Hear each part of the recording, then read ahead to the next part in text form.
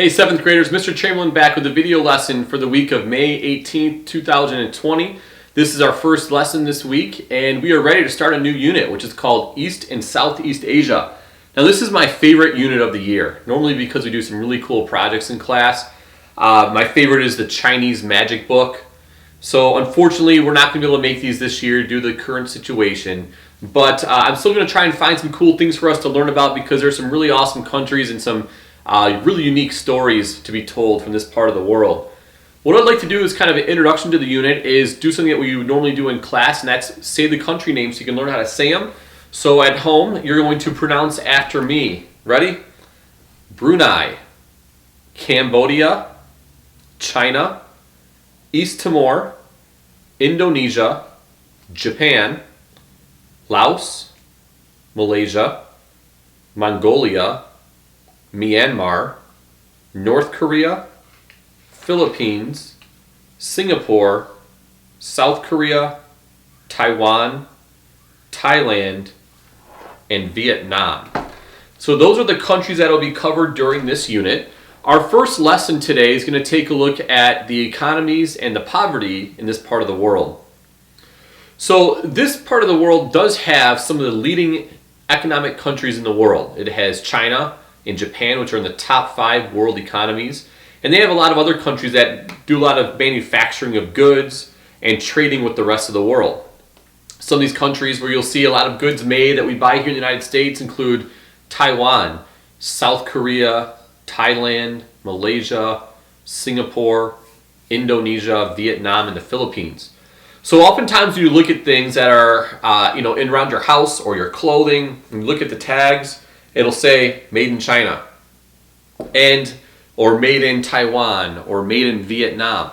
So a lot of the stuff that we own is made in this part of the world. And the reason why is because manufacturing costs are cheaper over there than they are in the United States.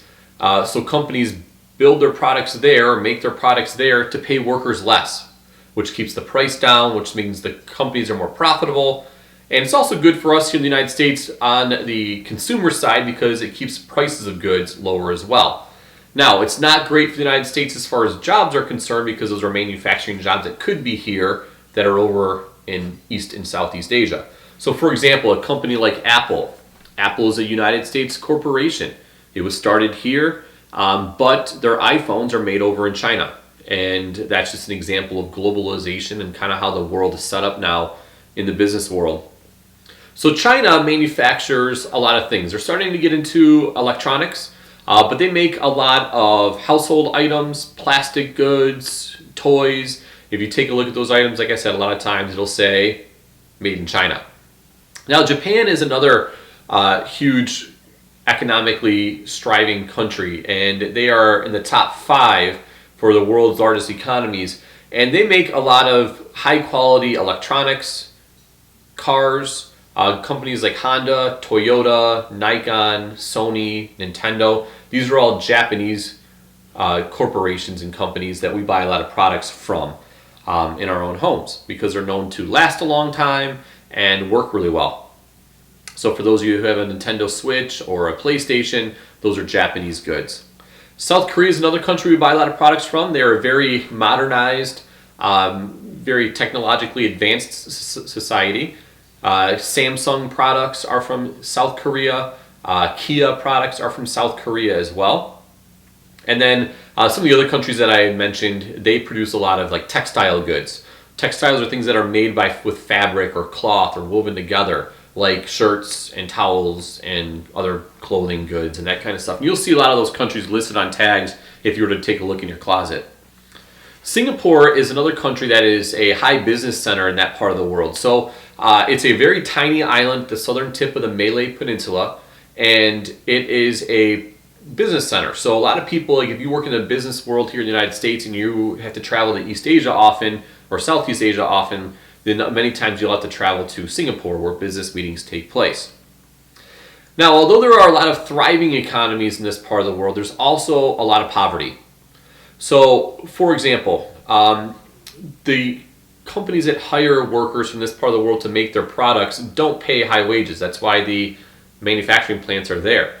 Companies like Nike have been criticized in the past for operating things called sweatshops, which are like factories with poor conditions and very low wages for the workers. We're talking like maybe dollars for a week's work, working long hours. There's even been accusations of children working in these places to make these products.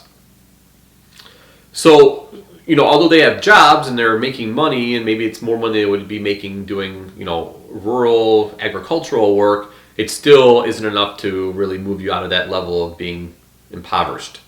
Other countries like Cambodia and North Korea have some of the highest poverty rates in the world. Now, North Korea is a unique story. North Korea is ruled by a dictator by the name of Kim Jong-un.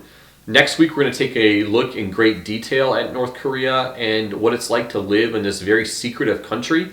And a lot of their issues have to do with, not accepting help from foreign nations. They don't have a lot of productive farmland. They have a lot of food shortages, but they don't accept help from foreign nations because they really like to isolate themselves from the rest of the world. So we'll be getting into more North Korea. That's kind of the most interesting thing, I think, of the whole year that we'll talk about. And we'll take a look at that next week in our second week of this unit. All right, this first lesson is going to be a little bit shorter than the second one. I'm going to wrap it up by talking about natural resources. So there are a lot of natural resources in this part of the world. However, they're not evenly distributed. So some countries are very lucky to have a lot of natural resources, and they use that to run their economy and to trade with other countries and manufacture goods that they can trade with other countries. And other countries don't have as many natural resources. And so those are the countries that struggle, that still rely on only farming and subsistence agriculture as their main kind of economic activity in that country. They do have a lot of resources like bauxite, natural gas, gold, coal, copper. China uses more coal than any other country in the world. They also use a lot of oil. They're second behind the United States in the use of oil. So there are a lot of resources. You can see the economic resource map here throughout this region. Finally, I want to talk about Japan. So Japan is an archipelago. It's made up of 4 major islands and then lots of little islands. The major islands starting in the north are Hokkaido, Honshu, Shikoku, and Kyushu. And being an island with a high population, they do not have a ton of natural resources. As a matter of fact, they have to import a lot of food. They rely, of course, on seafood for a major part of their diet, which they get in the surrounding seas. They also grow a lot of rice. But other than that, they have to import a lot of their own food.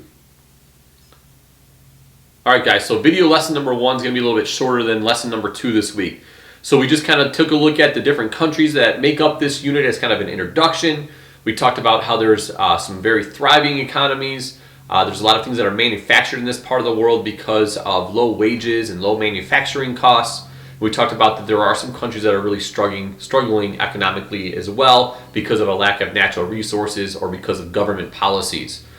We are going to take a look at the physical features of East and Southeast Asia and a population control policy in China called the one-child policy in lesson number 2. And I want to remind you about office hours on Mondays at 2 o'clock and Fridays at 10 o'clock. I hope to see you guys soon. Take care, everybody.